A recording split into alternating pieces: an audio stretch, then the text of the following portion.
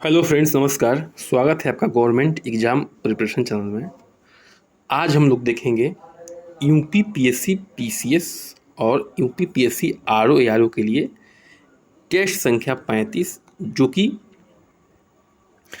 8 minute का show होगा, यानी कि केवल और केवल 8 मिनट का जो है क्लास होगा। चलिए शुरू करते हैं आज की टेस्ट सीरीज। ठीक है, और इसमें जो है मात्र जो है 10 क्वेश्चन होंगे, तो धैर्य बना के बैठे रहिए। मात्र और मात्र 8 मिनट, जो कि क्या है, आपके एग्जाम के लिए बहुत ही बेहतरीन प्रश्न है। आज का पहला प्रश्न क्या है? राज्य और उस लोकसभा में आवंटित सीटों के निम्नलिखित युग्मों से कौन सा सुमेलित नहीं है? ठीक है, युग्मों में कौन सा सुमेलित नहीं है, इस पर बात करना है आपको।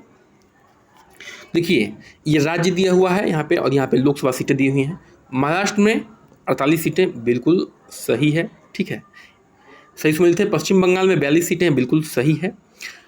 बिहार में 40 सीटें, बिल्कुल सही है। आंध्र प्रदेश में जो है 42 सीट नहीं है, तो यही क्या हो जाएगा, आपका आंसर हो जाएगा। पूछ रहा है कौन सुमेलित नहीं है, तो यही क्या हो जाएगा, आंसर हो जाएगा। तो जितनी भी सारी सीटें हैं लोकसभा की, इसको आपको याद रखना है। एग्जाम्स में ऐसे ही सुमेलित करने के लिए आ सकता है। तो सही क्या है, इसको थोड़ा देख लेते हैं। देखिए, वर्तमान में आंध्र प्रदेश में कितनी सीटें हैं? 25 सीटें हैं। ठीक है, 42 सीटें नहीं हैं। कितनी सीटें हैं वर्तमान में? आंध्र प्रदेश में 25 सीटें हैं। किसकी? लोकसभा की। अविभाजित आंध्र प्रदेश में जो है 42 सीटें थीं, यानी कि जब आंध्र प्रदेश और तेलंगाना मिलकर एक राज्य बनता था जिसका नाम आंध्र प्रदेश था, उस समय जो है 42 सीटें थीं। फिलहाल में 42 नहीं है, कितनी है? 25 है। आंध्र प्रदेश से विभाजन के बाद तेलंगाना राज्य की सीटें जो है कितनी हो गई हैं? 17 हो गई हैं। तो इसको और इसको जो हम जोड़ेंगे तो क्या बन जाएगा? ये 42 सीटें ही आएंगी। ठीक है, तो आंध्र प्रदेश में 25 और तेलंगाना में 17 सीटें हैं। दोनों को मिला के जो है 42 है, न कि केवल आंध्रा में 42 है। आगे बढ़ते हैं, प्रश्न संख्या 2 पे आते हैं।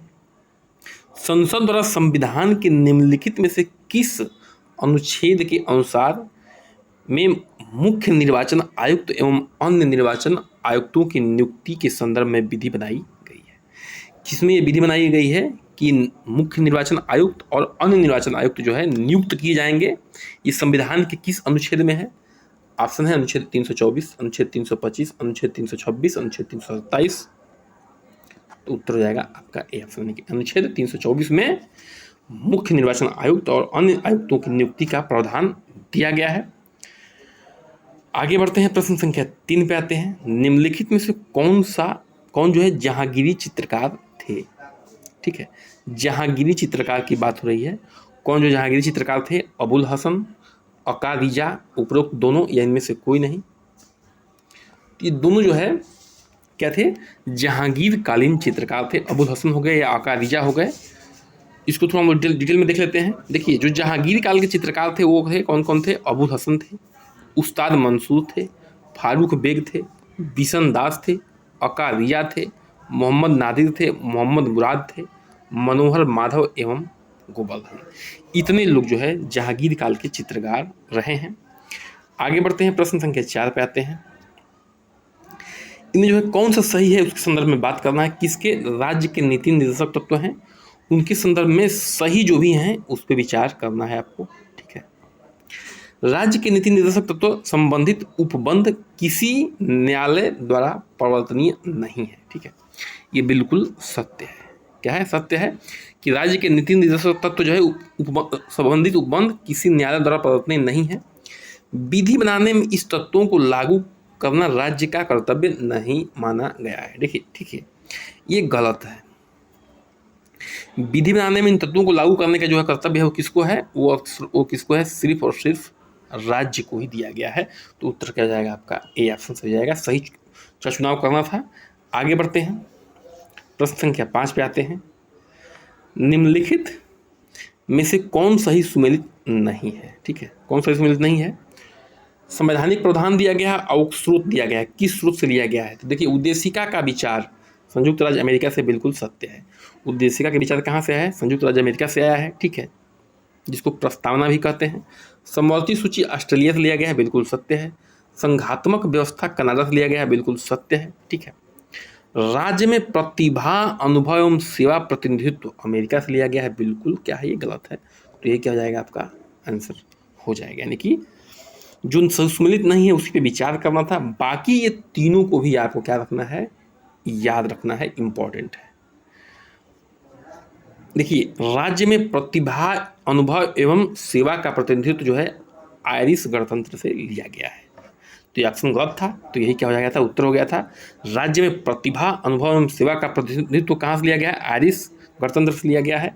प्रश्न संख्या 6 पे आते हैं।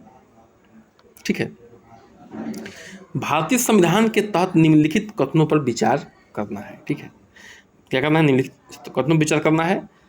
संसद विधि द्वारा किसी राज्य में उसका राज्य क्षेत्र अलग करके नए राज्य संघ राज्य क्षेत्र का निर्माण कर सकती है। ठीक है, संसद क्या कर सकती है, उसका राज्य क्षेत्र, किसी राज्य, कोई राज्य है उसका जो है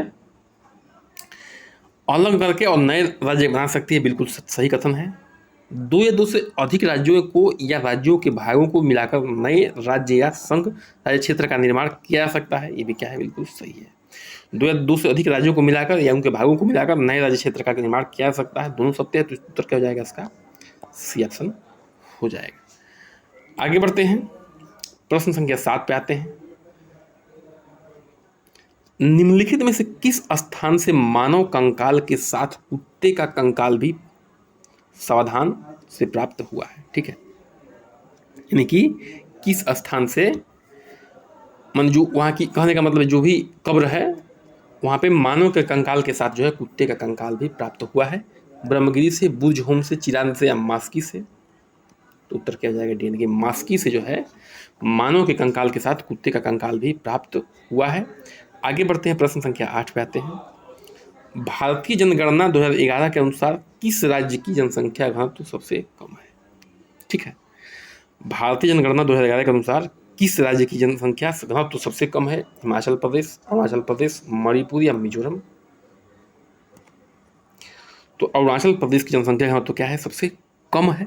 ठीक है, कितना है इसको देख लेते हैं। देखिए, जो 2011 की जनगणना है, 2011 की जनगणना है उसके हिसाब से बात हो रही है यहाँ पे। ठीक है, 17 व्यक्ति प्रति वर्ग किलोमीटर हैं कि कहाँ के, अरुणाचल प्रदेश का, जो कि क्या है, सबसे कम है। क्या है, सबसे कम है। अच्छा, जब कम की बात हो रही तो सबसे अधिक की भी चर्चा होनी चाहिए। सबसे अधिक जनसंख्या घनत्व वाले राज्य कौन से हैं, बिहार है 1106, पश्चिम बंगाल है 1028 व्यक्ति प्रति वर्ग किलोमीटर। ठीक है, ये क्या है, व्यक्ति प्रति वर्ग किलोमीटर है, ध्यान रखना है। सबसे अधिक में बिहार, उसके बाद जो है पश्चिम बंगाल। आगे बढ़ते हैं, प्रश्न संख्या 9 पे आते हैं। निम्नलिखित में से कौन सी सूची सही सुमेलित नहीं है। ठीक है, कौन सी सूची सही सुमेलित नहीं है, तो ये पंचवर्षीय योजना है, बहुत ही इंपॉर्टेंट प्रश्न है। और ये क्या है, उसका आगे जो है लक्ष्य दिया हुआ है। ठीक है, प्रथम पंचवर्षीय योजना का लक्ष्य क्या था, कृषि संवर्धन, बिल्कुल सत्य है। प्रथम पंचवर्षीय योजना का जो है लक्ष्य क्या था, कृषि संवर्धन। द्वितीय पंचवर्षीय योजना का लक्ष्य क्या था, तीव्र औद्योगिकरण, बिल्कुल सत्य है। ठीक है, तृतीय का क्या था, तृतीय पंचवर्षीय योजना का आत्मनिर्भर एवं स्व उत्पादक, बिल्कुल सत्य है। चतुर्थ क्या था, गरीबी हटाओ, गरीबी हटाओ नहीं था, तो यही क्या हो जाएगा, आपका आंसर हो जाएगा। ठीक है, चतुर्थ का लक्ष्य क्या था, यानी कि चतुर्थ पंचवर्षीय योजना का लक्ष्य क्या था, वो था स्थिरता के साथ वृद्धि। क्या था, स्थिरता के साथ वृद्धि था। आज के अंतिम प्रश्न पर हम लोग आते हैं। ठीक है, भारत में औद्योगिक श्रमिकों के लिए उपभोक्ता मूल्य सूचकांक के आंकड़े निम्नलिखित में से कौन सा कार्यालय या मंत्रालय जारी करता है। भारत में औद्योगिक श्रमिकों के लिए उपभोक्ता मूल्य सूचकांक के आंकड़े निम्नलिखित में से कौन सा कार्यालय जारी करता है। भारतीय रिजर्व बैंक, वाणिज्य एवं उद्योग मंत्रालय, श्रम एवं रोजगार मंत्रालय, सांख्यिकी एवं कार्यक्रम कार्यान्वयन मंत्रालय। उत्तर हो जाएगा सी, यानी कि श्रम एवं रोजगार मंत्रालय जो है भारत में औद्योगिक श्रमिकों के लिए उपभोक्ता मूल्य सूचकांक जारी करता है। तो इसी के साथ जो है आज का सेशन हमारा क्या समाप्त होता है। बिल्कुल, अगर क्वेश्चन अच्छे लगे हों तो चैनल को सब्सक्राइब कर लीजिए, लाइक कर लीजिए, शेयर करिए और कमेंट करिए। बन रहिए हमारे साथ। नमस्कार, जय हिंद।